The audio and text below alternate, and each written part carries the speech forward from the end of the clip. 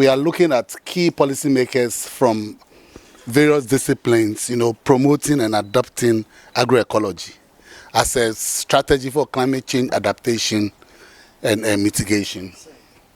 We have three thematic areas: health, food and water sovereignty, traditional governance, and natural resources management, and then interfacing traditional and modern forms of local government. So at the district level, we empower traditional authorities to work closely with the district assemblies. Yeah, so SICOD is a local NGO. We are promoting what we call indigenous development.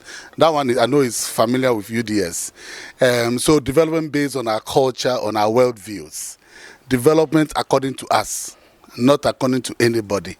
We decide what we mean by development. So this is our vision for agroecology in Ghana. We are looking at Ghana's food system that produces adequate, culturally appropriate and nutritious food for the population. So we are looking more at food sovereignty, issues around smallholder farmers, especially women. So at the end of the day, we want to see them have improved lives, livelihood stuff, and dignified. I mean, if you look at the drudgery that is associated with agricultural production, it's the women who are really suffering. And then we are also looking at producing food that is environmentally sustainable, for the present and future generations. So when we're talking about the soils getting depleted, we're asking ourselves, how is the future generation going to feed themselves? And it's more resilient to climate change, issue of biodiversity, and sustaining ecosystems. So that is, we are coming from the indigenous development perspective. And I must say that we are not just looking at Sankofa, but if you see that the leg is moving forward. So picking the ideas from the past. So we are not romanticizing indigenous knowledge. We are saying that they pick the ideals from the past and move forward with it. So we've done some work around public support for and action for agroecology, and that has led to the formation of the Ghana agroecology movement, which SICOD is currently coordinating it with support from PFAG and then Action Aid. So what we did was to identify institutions that are involved in agroecology. We have developed an organizational framework. We also have a fiscal map of some of the identified hotspots, And then we have also developed a tool. In fact, the tool is largely based on the FAO definitions. So the 13,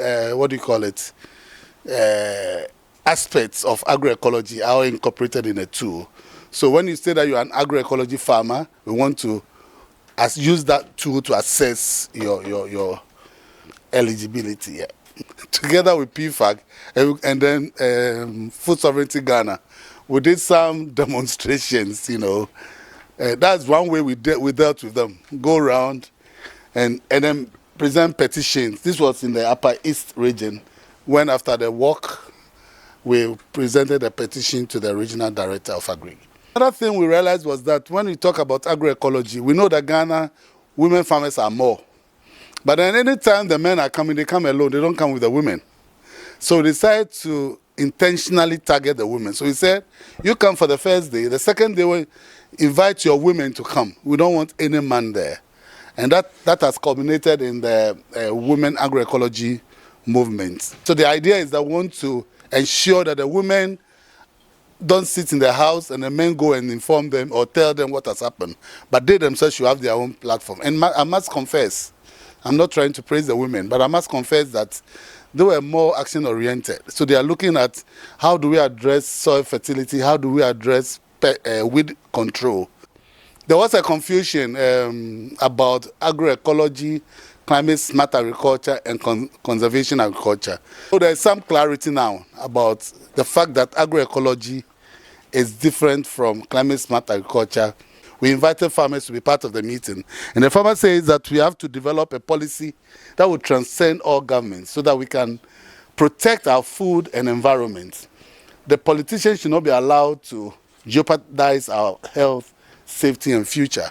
But he says that it is time the politicians leave us alone and let us develop a food system, food policy that deals with our issues here. We got some researchers to help us do some documentation and looking at agroecology and the climate change stuff.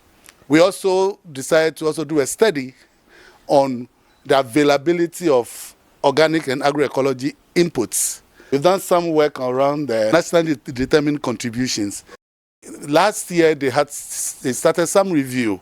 Our intention was to infiltrate the system and make sure that the policy options that are coming out pro-agroecology and then benefits of agroecology and climate change. And then what we have also done is to do a case study with the members, but we are still updating that because we have got new members to join. Some of the issues that came out is agroecology is much broader than climate smart and conservation agriculture. And then agroecology is about shifting the control of land, seeds, markets, and labor out of the hands of the big businesses back to the hands of small-scale farmers. The mapping of institutions that are involved in agroecology and followed up on the ground to really verify that the people are really there. And then we have done some national workshops, training, in collaboration with ActionAid and PFAG.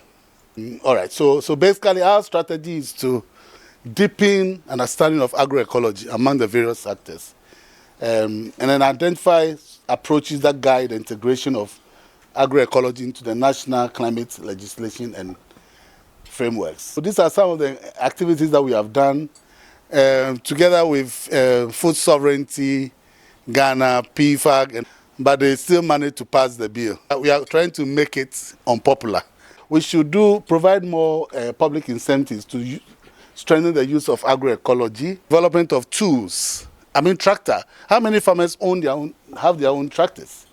But there should be a pool where people can go and rent and use, talking about the crimper and all those agroecology tools.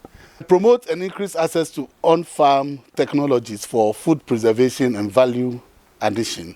Specific interventions targeted at women, and then facilitate learning and sharing, among the various institutions, and then create niche markets.